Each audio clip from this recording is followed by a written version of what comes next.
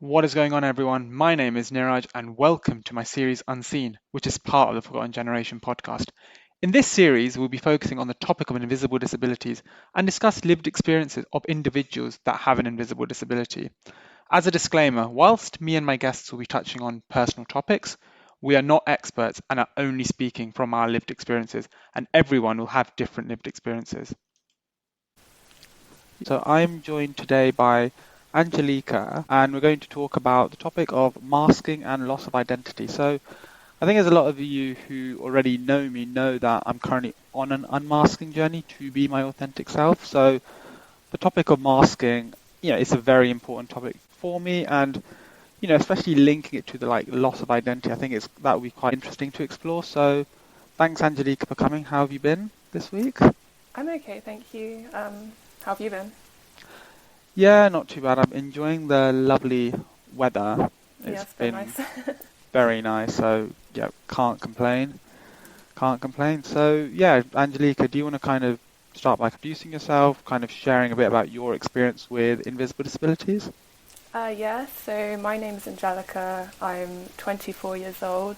I was diagnosed autistic and ADHD last year, and I'm also diagnosed with complex PTSD, anxiety, and depression. I'm married, I'm a mum, and I'm training to be a psychologist. I just want to add that I'm not an expert yet. I'm just going to be sharing my own journey so far, and I still have so much to learn about myself. I also quickly want to acknowledge that I am privileged in many ways, and the experiences of masking and identity that we're going to talk about could be much more complicated for people who are not white, not cisgender, or come from different religious or cultural backgrounds to me. No, thanks. I think that's really important. I think something to kind of note for episodes going forward and like any other podcast episodes that you may be listening to is that, sometimes the people, they're just talking from their lived experiences. They're not experts. And it's like, one person's lived experience is one person's lived experiences, and it might not represent other people's lived experiences. So yeah, you talked about autism and ADHD, like I think it's called like ADHD, Yeah. AUDHD, HD. Well, just quickly, like I know autism and ADHD can sometimes kind of be like opposite symptoms, and it can be quite complex. Is that something that you face where there's symptoms which kind of clash with one another? Yeah, it can be very confusing and very conflicting internally. I think that comes into the invisible disability thing as well, where like no one on the outside can see sort of what your mind's going through all the time. It's sort of fighting itself for these opposite things. No, yeah, that is something like I'm autistic. At least I'm not diagnosed with ADHD. I don't think I have ADHD. But yeah, definitely if you have autism and ADHD, it's like your ADHD brain and your autism brain are kind of fighting with one another. Yeah. So yeah, in terms of kind of masking, kind of when do you think you first realized that you were masking, and how did that kind of manifest? Like what did that look like for you?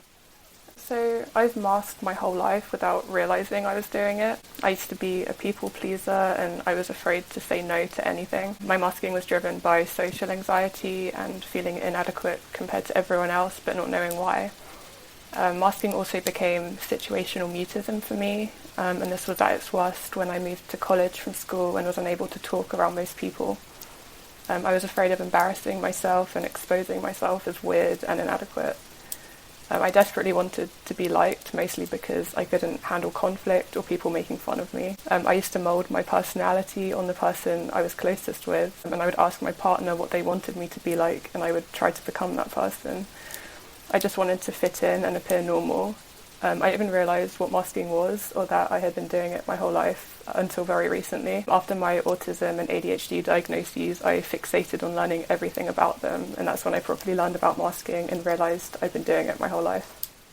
Yeah, and I think what you said there resonates. It resonated with me and resonated with probably a lot of people who have been masking, who are neurodivergent, or even people who maybe aren't neurodivergent but are masking.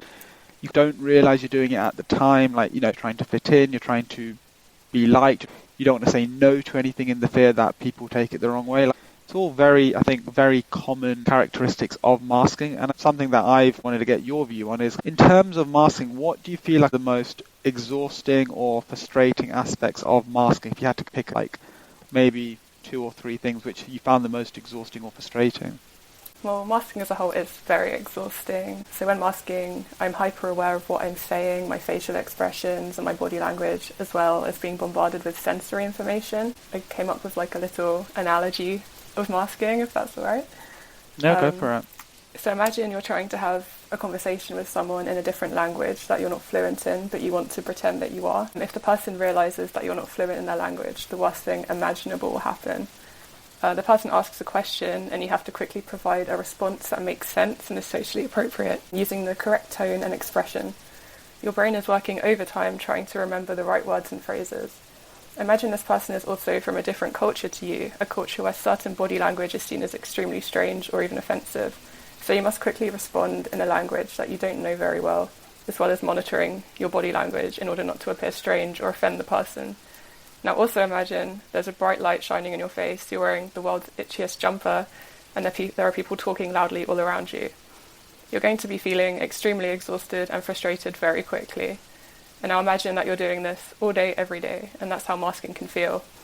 When you're masking, you ignore your sensory needs, so you'll feel extremely overwhelmed and panicked almost immediately, even before a social interaction has started.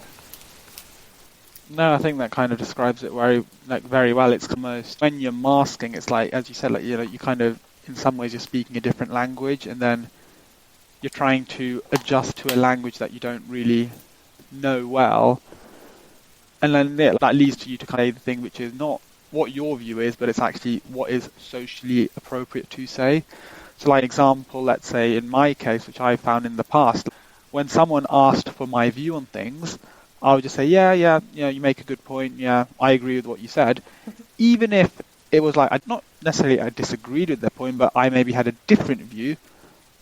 When I was masking, I wouldn't be sharing that different view.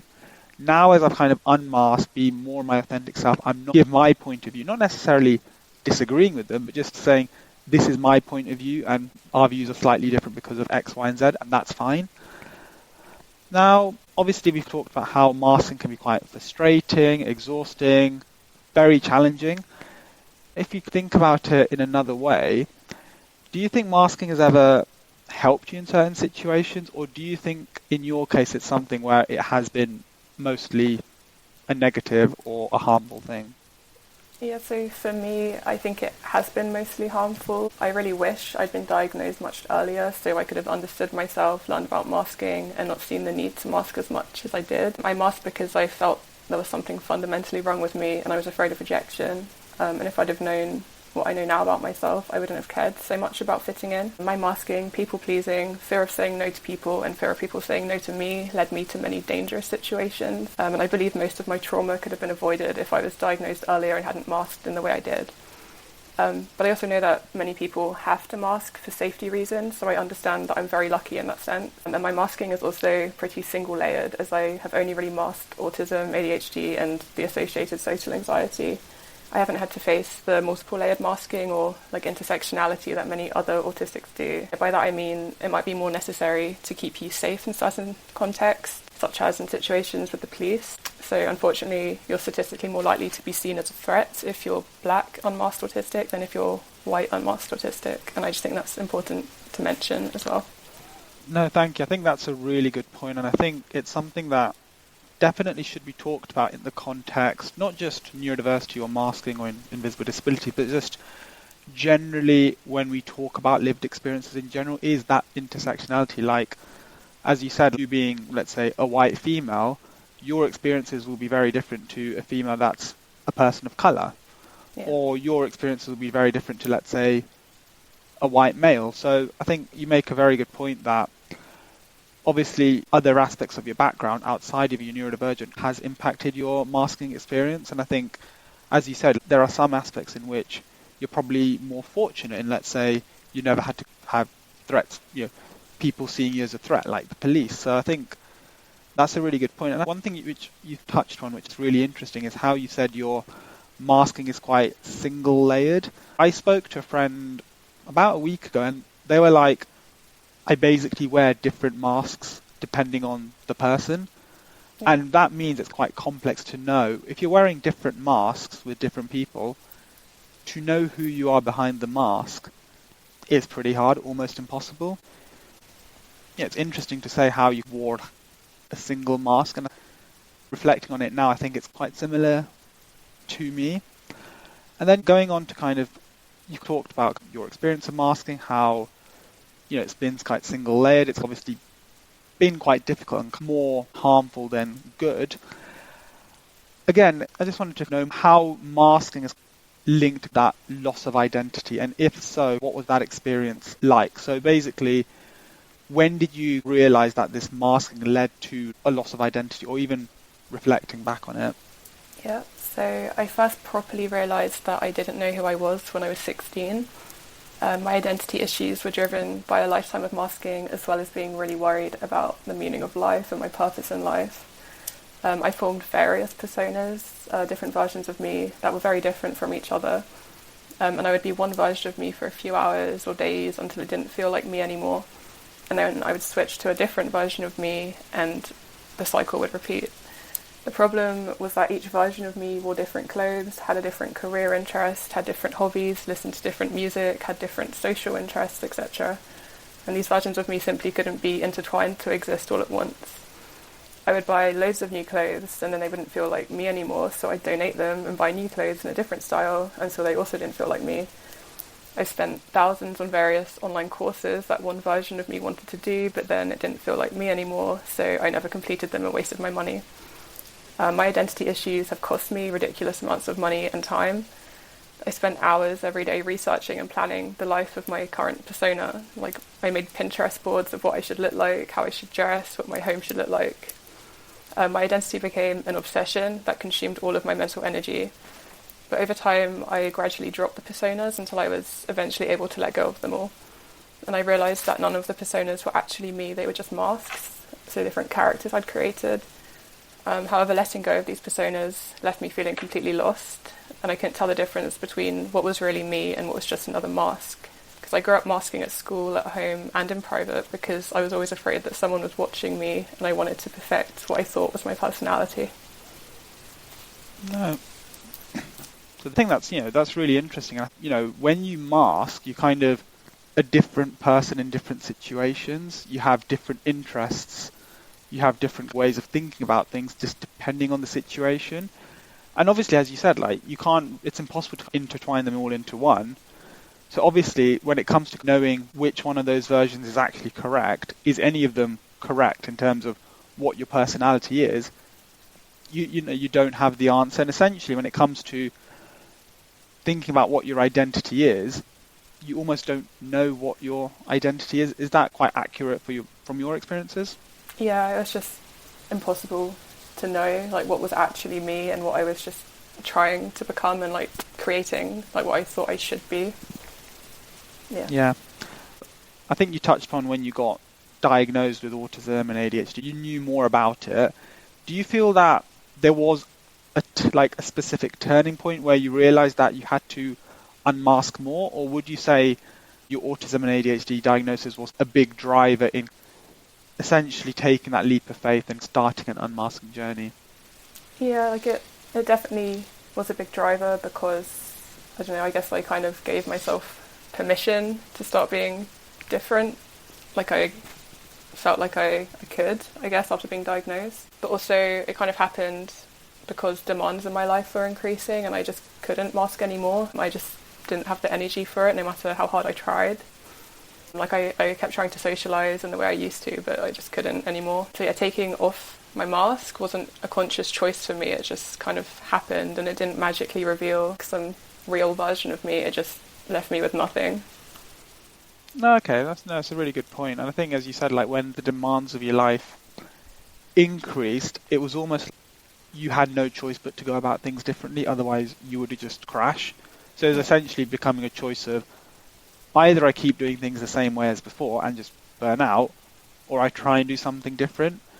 Is that accurate from your experiences? Was it a case of you knew you had to do something different? You didn't know at the time it was basically unmasking, but it was just essentially how you saw it at the time was I need to do something in a different way. Was it that? Yeah, and I was just kind of forced to by my own brain. Even if I didn't want to make changes, I had to. So, yeah. No, I think that's a really interesting point, and I think what that shows is that sometimes people do it without realizing that it is unmasking. It's just you're trying to change certain things, and also, sometimes it's not necessarily planned. It's not necessarily you like, okay, I'm going to try and be more authentic. It's not like this New Year's resolution that you've set yourself. It just kind of happened. Like the way I started my unmasking journey was I was speaking to someone at work. She's also neurodivergent, also autistic. She kind of talked about how she's her authentic self, what things she does, a random conversation in the middle of the day. And then I went for a walk, just take a break from work. And then when I was at my walk, I'm like, okay, I'm just going to start my unmasking journey right now. There was just no plan. It was just, I literally decided within 10 minutes of that conversation without having any thought behind it. So that is a typical example of sometimes the best things can happen that are completely unplanned and spontaneous. Yeah. And would you say unmasking, would you say that's interchangeable with essentially reclaiming your identity? And how does that look like for you, that unmasking journey, that journey to reclaim your identity? Would you say they're interchangeable things, or are they slightly different?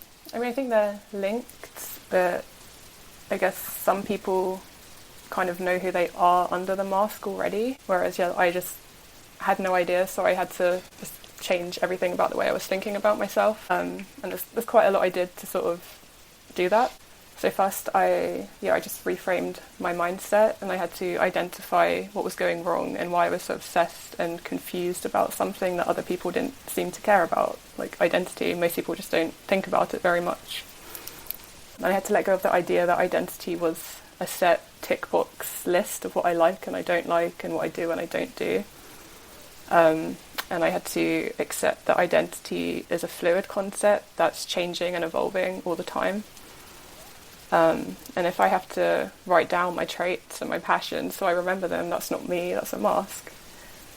And this was the first challenge because my autistic brain seeks certainty, and black and white thinking is one of my default thinking styles. So my brain really struggles to accept sort of grey and unknown realities, such as everything to do with identity.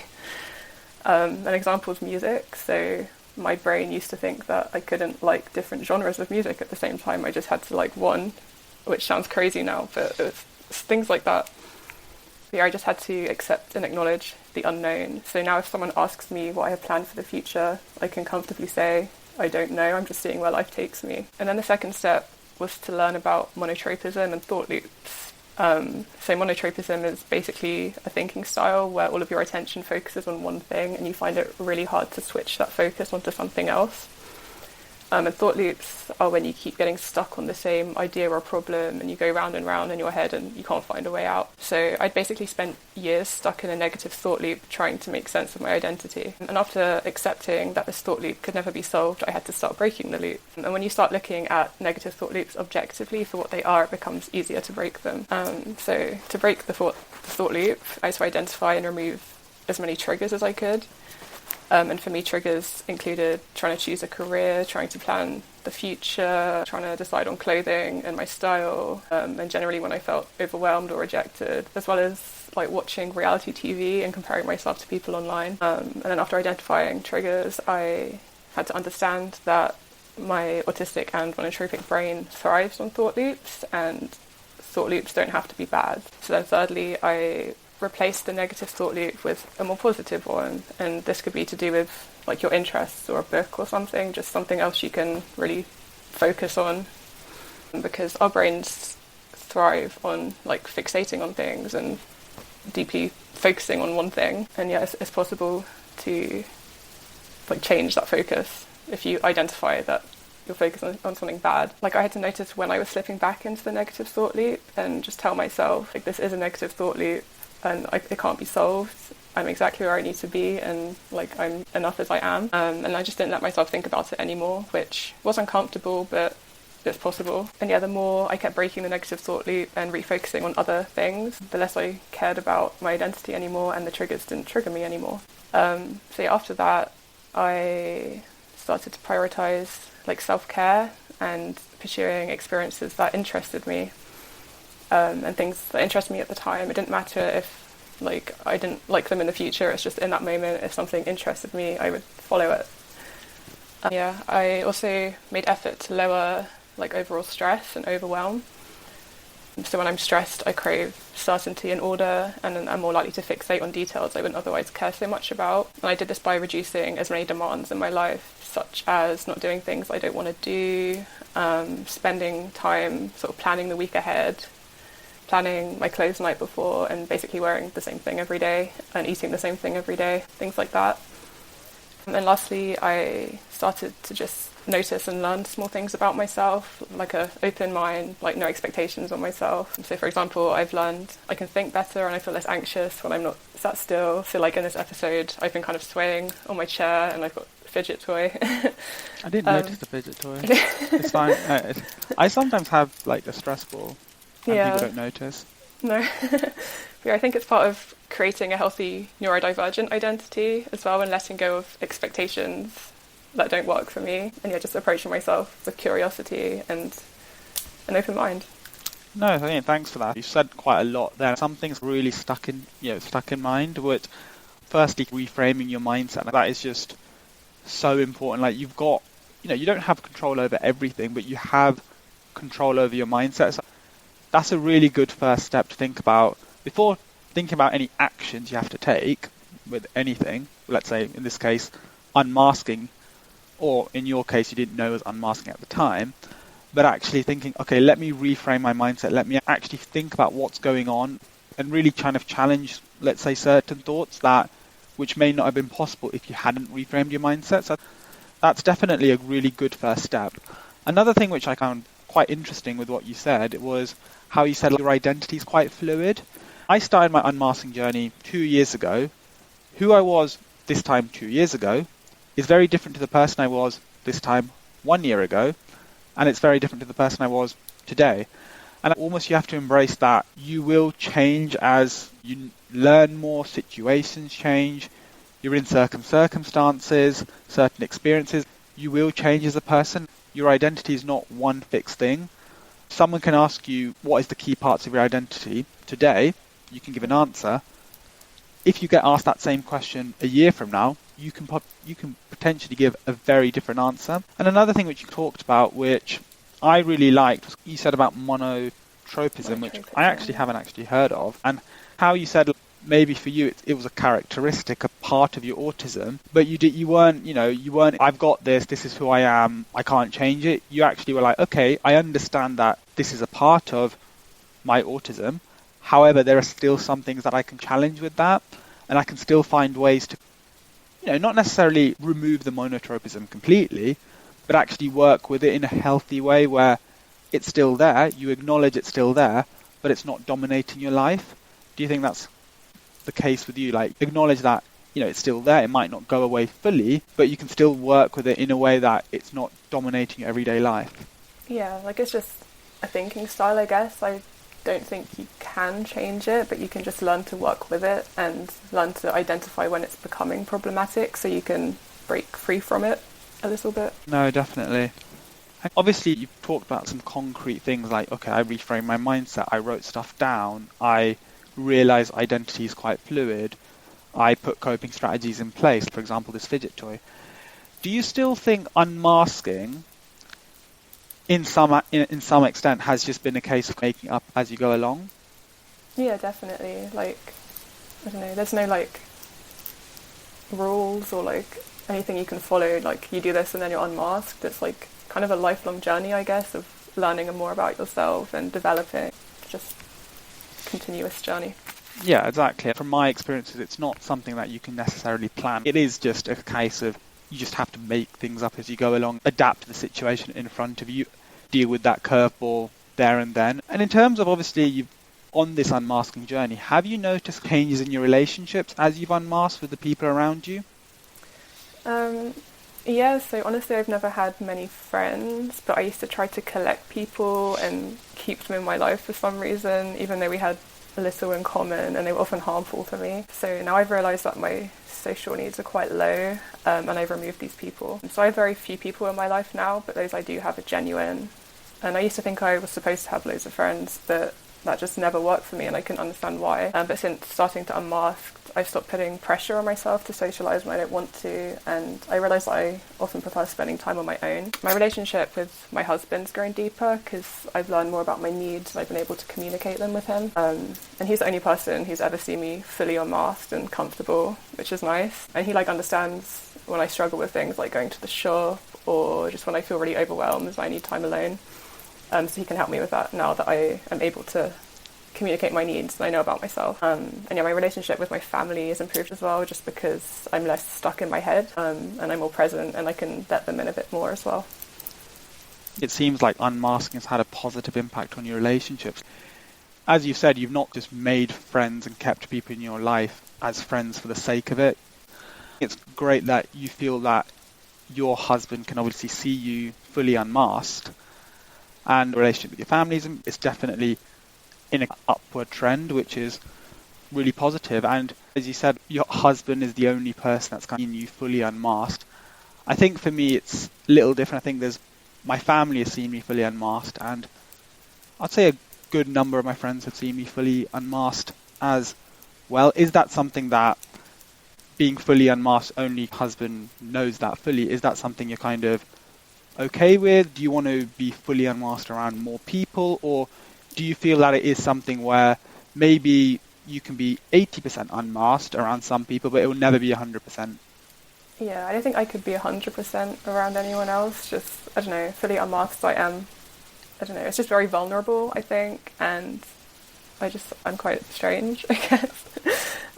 It's like I've got friends that I'm comfortable around, and I'd say I'm probably about 80% unmasked around them, but there's just that little bit that I kind of keep to myself and my husband, I guess, which it's nice being able to do that as well, because I still feel safe. No, it's completely okay that there are certain aspects which you keep to certain people. I definitely have that as well. Let's say aspect A of my life, I'll maybe trust certain people more. Aspect B might be other people. I think that's completely okay.